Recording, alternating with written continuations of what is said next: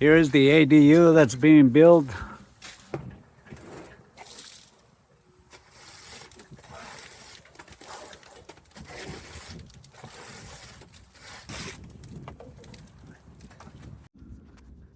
We're gonna go through the scratch code and explain how it's done.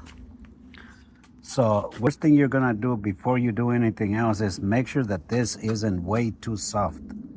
If it's way too soft, once you put it on, it's gonna drop. Sure, it is not too soft when you prepare it. Now, once you've done that, you're gonna do the scratch, okay? And you're gonna wait for that to dry. So you'll be doing that one day. Then on the following day, you're gonna be doing the brown coat. That's that.